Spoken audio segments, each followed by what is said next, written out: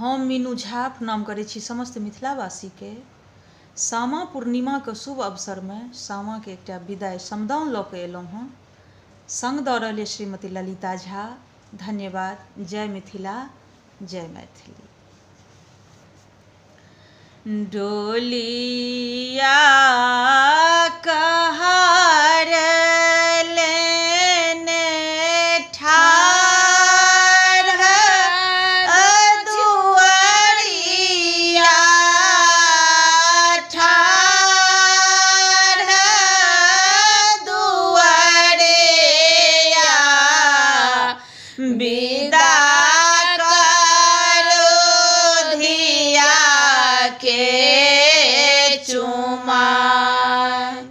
विदा करो धिया के चुमा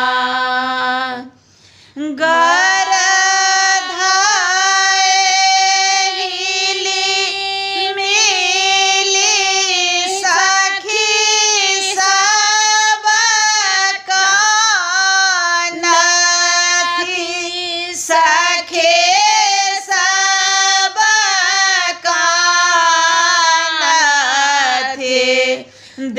देहरे बैसल छथि माय देहरे बैसल छथि माय आब ककरा हम दुलारब गे बेटे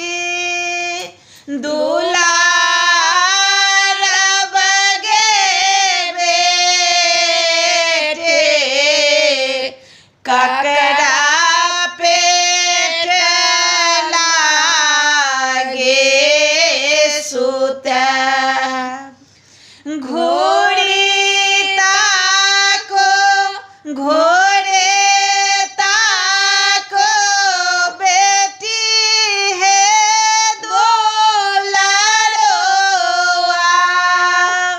बेटे है दोलरुआ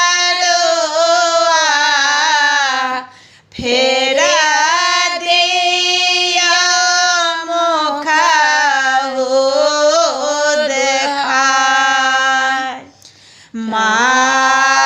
मायर कानथि पुनि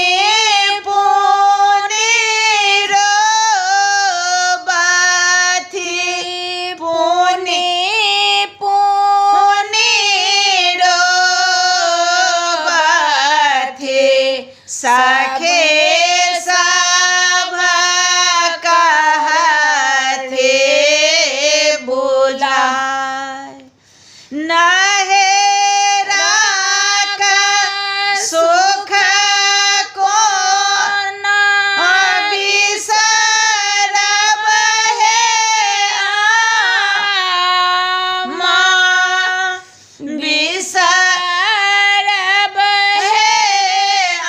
आमा ससुरा में देवस गमाय ससुरा